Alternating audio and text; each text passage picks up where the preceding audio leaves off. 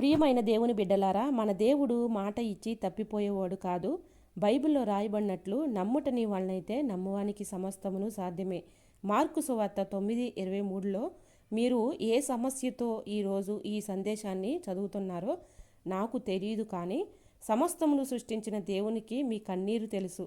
ఇశ్రాయేలీ ముందు ఎర్ర సముద్రం ఉన్నప్పుడు, వెనుక ఐగుప్త సైన్యం ఉన్నప్పుడు దేవుడు ఒకే ఒక్క గంటలో మార్గాన్ని సిద్ధం చేయలేదా? అలాగే మీ జీవితంలో కూడా అద్భుతం జరగబోతుంది. మరి ఈ విషయం గురించి దేవుడు మీతో మాట్లాడే ముందు చిన్న రిక్వెస్ట్ అండి. ఫస్ట్ టైం మన ఛానల్ ఎవరైనా చూస్తూ ఉన్నట్లయితే ఒక్కసారి ప్రీవియస్ వీడియో చూడండి. ఎందుకంటే ప్రతి ఒక్క వీడియో కూడా ఎంతో అర్థవంతంగా దేవుడు మాట్లాడినటువంటి మాటలు. మీరు సమస్యల్లో, బాధల్లో, చిక్కుల్లో, మరి మీరు సమస్యల్లో ఇబ్బంది పడుతున్నటువంటి అప్పుడు చూడవలసినటువంటి వీడియోస్ అండి. ఎంతో ఆదరణగా ఉంటాయి. దేవుడు ప్రతి ఒక్క వీడియో కూడా ఎంతగానో స్పష్టంగా మాట్లాడాడు. సో ప్రతి ఒక్క వీడియో కూడా ఒకసారి చూడండి. మీరు చూడటమే కాదు, మీ అందరికీ కూడా షేర్ చేయండి. మీ బంధువులకి మీరు షేర్ చేయటం వల్ల వారిలో మరి మార్పు కలిగి వారు కూడా రక్షణ పొందుతారు. ఎందుకంటే రక్షణ మరి ప్రతి ఒక్కరూ కూడా పొందాలి. దేవుడు రాకడ అనేది అతి సమీపంగా ఉంది. మరి దేవుడు ఎప్పుడు వస్తాడో, ఆయన రాకడ ఎప్పుడో మనకి తెలియదు, కానీ మనం సిద్ధంగా ఉంటే దేవుడు ఖచ్చితంగా తన పరలోకాన్ని తీసుకువెళ్తాడు. సో ప్రతి ఒక్కరూ కూడా మరి మీరు చూడటమే కాదు, మీ ఫ్రెండ్స్ అండ్ రిలేటివ్స్ అందరికీ కూడా షేర్ చేయండి. మీరు షేర్ చేయటం వల్ల మీ ద్వారాగా వేరొకరికి వాక్యం అందుతుంది. ఈ వాక్యము వారి మనసులోకి చొచ్చుకొని వారు కూడా మారి రక్షణ పొందే అవకాశం ఉంటుంది. కాబట్టి తప్పకుండా మరి మీరు ఆశీర్వదించబడాలి అంటే తప్పకుండా ప్రతి ఒక్కరికి షేర్ చేయండి. సో వివిధ సమస్యల గురించి దేవుడిచ్చినటువంటి వాగ్దానాలు ఏంటో చూద్దాము. మరి మనం అనేకమైన పరిస్థితుల గురించి, అనేకమైన సమస్యల గురించి రోజు కూడా ప్రేయర్ చేస్తూ ఉంటాము. కానీ మనం చేసిన ప్రేయరు అన్నీ కూడా చేస్తూ ఉంటాం మన సమస్యల గురించి. సో చేస్తూ ఉంటాం, కానీ మనకి జవాబు రాదు. చాలా మరి భయపడుతూ ఉంటాము. అనేకమైన సమస్యలు గుండా మనం భయం వెళ్తూ ఉంటుంది. మరి దేవుని మీద ఆధారపడి ప్రతిరోజు కూడా మరి కన్నీటితో ప్రార్థన చేస్తూ ఉంటాము. కానీ అయినా మనకి సమాధానం అనేది రాదు. కానీ దేవుడు కొన్ని వాగ్దానాలు అయితే ఇచ్చాడు. వీడియోని ఎక్కడ కూడా స్కిప్ చేయకుండా చివరి వరకు చూడండి. మరి అప్పులు, ఆర్థిక ఇబ్బందులతో బాధపడే వాళ్ళు మరి చాలామంది ఉంటారు కదండి. చాలా ఇబ్బంది పడుతూ ఉంటారు, అవమానాలు పడుతూ ఉంటారు. అలాంటి వారి కోసమే దేవుడిని మీతో మాట్లాడుతున్నాడండి. సో అలాంటి వారు ఎవరైనా ఉంటే ఒక్కసారి ఈ మాటలు వినండి.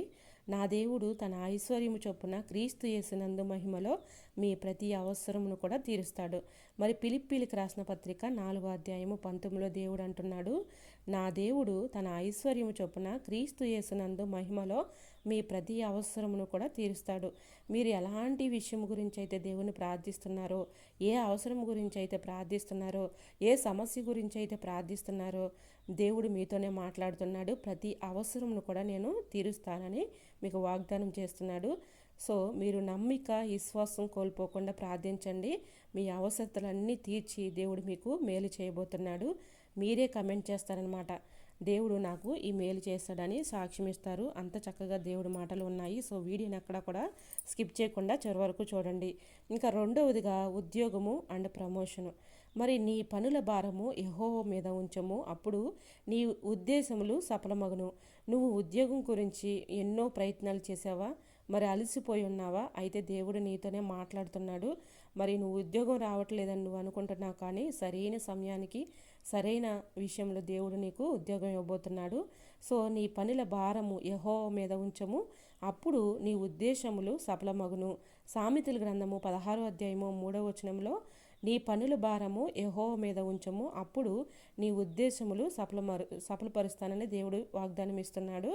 మరి నీ పనుల భారము, నువ్వు ఏదైతే తలస్తున్నావో నీ ఉద్యోగ విషయంలోనే, నీ ప్రమోషన్ విషయంలో, నువ్వు ఇంకా మరి ఏదైనా విషయంలో దేవుణ్ణి అడుగుతున్నావా? నీ పనుల భారం అంతా కూడా యెహోవా మీద ఉంచుము, అప్పుడు నీ ఉద్దేశంలో, నీ సమస్యలు ఏదైనా కూడా నేను సఫలపరుస్తానని దేవుడు వాగ్దానం చేస్తున్నాడు. ఇంకా మూడవదిగా సొంత ఇల్లు లేక చాలామంది ఇప్పుడున్న పరిస్థితుల్లో చాలామంది ఇబ్బంది పడుతున్నారు కదా. ఎగ్జాంపుల్గా మేమేనండి. మా కుటుంబం కూడా ఒకప్పుడు చాలా హీనంగా ఉండేదన్నమాట. అసలు మామూలుగా మేము తినడానికి కూడా తిండి కూడా ఉండేది కాదు. మా పిల్లలు ఇద్దరు కుమార్తెలండి మాకు. అయితే ఇంకా చిన్న పిల్లలప్పుడైతే మాకు ఇల్లు కూడా లేదు. ఇంకా తినడానికి తిండి కూడా పిల్లలకి పెట్టుకోవడానికి మరి ఆహారం కూడా ఉండేది కాదు. చాలా ఇబ్బంది పడేవాళ్ళము. అద్దె ఇంట్లో ఉంటే ఒక ఇంట్లో ఉంటే వాళ్ళు వచ్చేసి ఇల్లు ఖాళీ చేయమనేవాళ్ళు.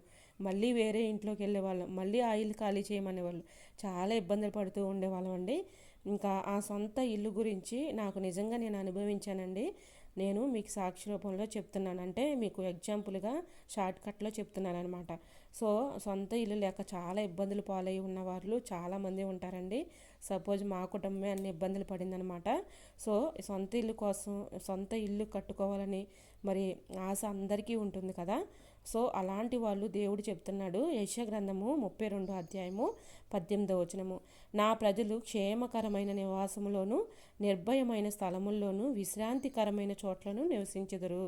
దేవుడు మీతో చెప్తున్నటువంటి వాగ్దానం అండి. యెషయా గ్రంథము 32 అధ్యాయము 18వ వచనము. సొంత ఇల్లు కట్టుకోవాలని ఆశ ఎవరికైతే ఉందో దేవుడు వాళ్ళతోనే మాట్లాడుతున్నాడు. నా ప్రజలు క్షేమకరమైన నివాసములోను నిర్భయమైన స్థలముల్లోనూ విశ్రాంతికరమైన చోట్లను నివసించుదురు.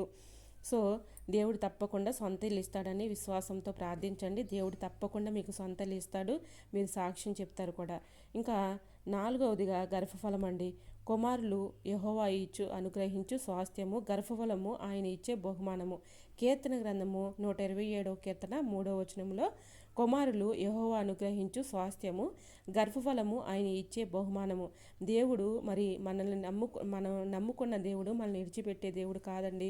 మనల్ని సిగ్గుపరిచే దేవుడు కాదు. కాకపోతే మనం ఉన్న జీవితంలో కొన్ని శ్రమలు, కొన్ని కష్టాలు, కొన్ని ఇబ్బందులు, కొన్ని సమస్యలు వస్తూనే ఉంటాయి. మనం భయపడకుండా దేవుడు నాకు చేస్తాడు అనే విశ్వాసంతో, నమ్మకంతో ఉన్నప్పుడు, దేవుడు నాకు ఇచ్చాడు అనే నమ్మకం, విశ్వాసం మనం బలంగా ఉన్నప్పుడు, ప్రార్థించినప్పుడు దేవుడు ఖచ్చితంగా ఇస్తాడండి. సో గర్భఫలం కోసం మరి ఎన్నో ప్రయత్నాలు చేసి ఉంటారు, ఎన్నో మెడిసిన్స్ యూజ్ చేసి ఉంటారు, కానీ ఫలితం లేకపోవచ్చు. కానీ దేవుడు చెప్తున్నాడు బైబిల్ గ్రంథంలో నుంచి 127వ కీర్తన 3వ వచనంలో, కుమారులు యెహోవా అనుగ్రహించు స్వాస్థ్యము, గర్భఫలము యెహోవా ఇచ్చు బహుమానం. దేవుడు ఖచ్చితంగా మీరు గర్భఫలం లేదని బాధపడుతున్నారా? మీరు బాధపడవద్దు. ప్రార్థించండి, కన్నీటితో ప్రార్థించి దేవుణ్ణి అడగండి. నాకు ఇస్తాడు అనే నమ్మకం, విశ్వాసం ఉన్నప్పుడు ఖచ్చితంగా దేవుడు ఇస్తాడండి. సో గర్భఫలము ఆయన ఇచ్చే బహుమానమే కాబట్టి ఆ బహుమానాన్ని దేవుడు తప్పకుండా ఇస్తాడు. మీరు చేయగలిగింది ఏంటంటే మీరు ప్రయత్నం చేయాలి, ప్రార్థన చేయాలి. రెండు కూడా చేస్తూ ఉంటే దేవుడు ఖచ్చితంగా మిమ్మల్ని దీవిస్తాడు, గర్భఫలం కూడా ఇస్తాడు. సో మీరు మరి ఏమైనా ప్రాబ్లమ్స్ ఉంటే హాస్పిటల్కి వెళ్ళి ఒక్కసారి చెకప్ చేయించుకొని తర్వాత మెడిసిన్స్ వాడుతూ మరి ఇలాగా మీరు ప్రార్థన చేశారంటే తప్పకుండా దేవుడు గర్భఫలం ఇస్తాడు. ఇది నమ్మండి. ఇంకా 5వదిగా అనారోగ్యం, మరి పెరాలసిస్. అనారోగ్య విషయాల్లో చాలామంది కూడా బాధపడుతూ ఉంటారు. ఇప్పుడున్న పరిస్థితుల్లో మనం కల్తీ ఫుడ్ తినటం వల్ల లేనిపోని అనారోగ్య సమస్యలు, షుగరు, థైరాయిడ్, మరి గ్యాస్ ప్రాబ్లం, హెచ్ఐవి, క్యాన్సర్ వ్యాధులు, ఇలాంటివి భయంకరమైన వ్యాధులు అయితే వచ్చేస్తున్నాయండి. చిన్న పెద్ద వయసు తేడా లేకుండా వచ్చేస్తున్నాయి. ఆయన తన వాక్కును పంపి వారిని బాగు చేసును. కీర్తన గ్రంథము 107వ కీర్తన 20వ వచనములో, ఆయన తన వాక్కును పంపి వారిని బాగు చేస్తానని సెలవిస్తున్నాడు.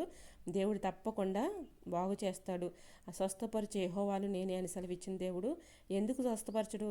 మనం ప్రార్థిస్తే దేవుడు తప్పకుండా మనల్ని స్వస్థపరుస్తాడండి. కాకపోతే కొంచెం మనకి లేట్ అవుతుంది అంతే. కాకపోతే దేవుడు మనల్ని ధైర్యంగా ఉండమంటున్నాడు. సరైన సమయంలో నేను స్వస్థపరుస్తాను, నువ్వు బాధపడవద్దు అని దేవుడు మీతోనే మాట్లాడుతున్నాడు. ఇది గుర్తుపెట్టుకోండి. అయితే యేసు ఒక్క మాటతో లేవనెత్తినట్లు మీ అనారోగ్యం కూడా తొలగిపోతుంది. మీరు ఎలాంటి అనారోగ్య సమస్యతో మరి బాధపడుతున్నారా? మరి నాకెవ్వరూ లేరు, నన్ను పట్టించుకోవట్లేదు, నన్ను ఎవరు చూడట్లేదు అని నువ్వు అనుకుంటున్నావా? అయితే దేవుడు నీతోనే మాట్లాడుతున్నాడు. ఎవరు చెప్పుకోలేని అనారోగ్య సమస్యలతో మంచం మీద ఉండి బాధపడుతున్నావా? అయితే దేవుడు నీతోనే మాట్లాడుతున్నాడు. నువ్వు ఎలాంటి అనారోగ్య సమస్యతో ఉన్నా కూడా దేవుడు ఖచ్చితంగా నేను స్వస్థపరుస్తాడు. ఇది నా మాటలు కాదు, దేవుడు మాట్లాడుతున్నటువంటి మాటలు. ఇది నమ్మకంతో, విశ్వాసంతో నువ్వు ప్రార్థించినప్పుడు దేవుడు తప్పకుండా స్వస్థపరుస్తాడు. ఇంకా 6వదిగా కుటుంబ సమస్యలండి. కుటుంబంలో మరి భార్య భర్తల పట్ల మరి ఒక్కొక్క విషయంలో గొడవలు అనేది సహజంగా వస్తూనే ఉంటాయండి. నేను వారిలో ఏక హృదయంను ఉంచుదను, వారిలో కొత్త ఆత్మను పుట్టించదను. యెహెజ్కేలు గ్రంథము 11వ అధ్యాయము 19లో నేను వారిలో ఏక హృదయమును ఉంచెదను, వారిలో కొత్త ఆత్మను పుట్టించదను. దేవుడు కొత్త ఆత్మను కూడా మరి ఇవ్వబోతున్నాడు. దేవుడు వాగ్దానం చేస్తున్నాడు. భార్యాభర్తల పట్ల మరి మనస్పర్ధలు వచ్చి విడాకుల దాకా కోర్టు దాకా వెళ్ళాయా? అయితే దేవుడు మీతోనే మాట్లాడుతున్నాడు, మిమ్మల్ని కలపబోతున్నాడు. దేవుడు సమస్తము చేయగల సమర్థుడు కాబట్టి మీకు ఎలాంటి ప్రాబ్లమ్స్లో ఉన్నా కూడా మిమ్మల్ని అవన్నీ తీసివేసి మరి భార్యాభర్తలను ఒకటి చేయబోతున్నాడు. ఇది నమ్మండి.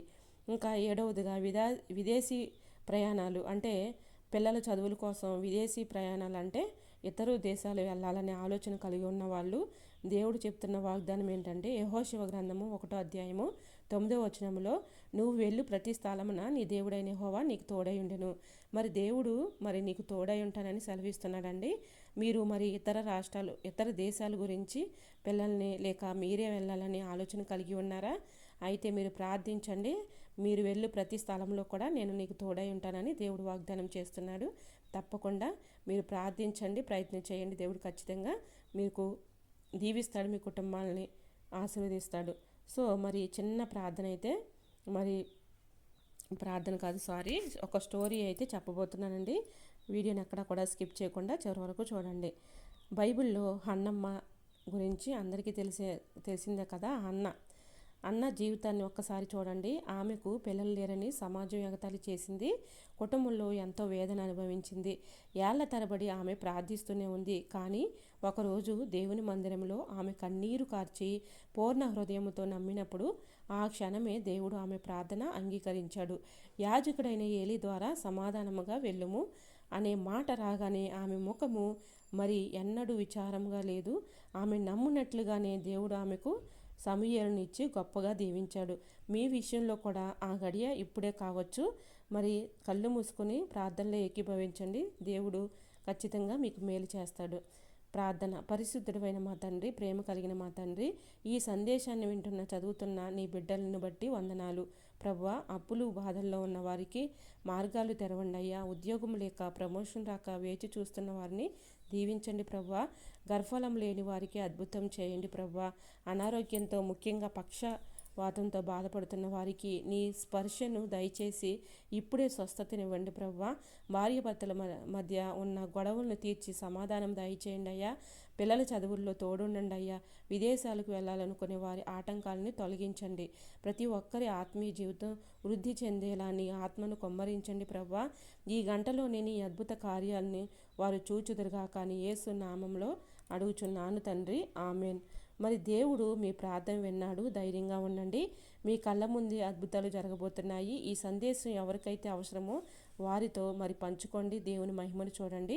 ఈ వీడియోని మీ ఫ్రెండ్స్ అండ్ రిలేటివ్స్ అందరికీ కూడా షేర్ చేయండి. మీకు ఎలాంటి ప్రార్థన అవసరాలు ఉన్నా కమెంట్ సెక్షన్లో తప్పకుండా కమెంట్ చేయండి. మీ కమెంట్లు నేను చూడట్లేదు అనుకోవద్దు. సో మీ యొక్క ప్రతి ఒక్క కామెంట్ను కూడా నేను చదివి ప్రార్థిస్తున్నాను. మీకు ఎలాంటి సమస్యలు ఉన్నా ఎలాంటి ప్రార్థన రిక్వెస్ట్లు ఉన్నా మరి కమెంట్ చేయండి. మీ అందరి కోసం కూడా నేను ప్రతి ఒక్కరి కోసం కూడా నేను ప్రార్థిస్తున్నాను. తప్పకుండా దేవుడు దీవిస్తాడు, ఆశీర్వదిస్తాడు. మీరు బాధపడకండి, భయపడకండి. విశ్వాసంతో నమ్మకంతో మనం ప్రార్థించినప్పుడు మనకి ఎటువంటి కూడా అపజయాలు అనేవి రావు. మీరు ప్రార్థించండి. సో వీడియో నచ్చితే లైక్ చేయటం మాత్రం మర్చిపోకండి ఫ్రెండ్స్. మన ఛానల్ని ఫాలో అవ్వండి, సబ్స్క్రైబ్ చేసుకోండి. మీ ఫ్రెండ్స్ అండ్ రిలేటివ్స్ అందరికీ కూడా షేర్ చేయండి. మీరు షేర్ చేయటం వల్ల మీకు తెలిసిందే కదా, దేవుడు మీ కుటుంబాలను ఆశీర్వదిస్తాడు, దీవిస్తాడు. మీ ద్వారా వేరొకరికి వాక్యం అందుతుంది. కాబట్టి మీ కుటుంబాలు ఆశీర్వదించబడాలి అంటే వేరొకరికి షేర్ చేయండి. ఓకేనండి. మరొక వీడియోతో మళ్ళీ కలుసుకుందాం. ఈ చిన్న వాక్యము దేవుని వినికుల్లో దీవించును గాక. మీ అందరినీ దేవుడు దీవించును గాక. ఆమెన్. Praise the lord.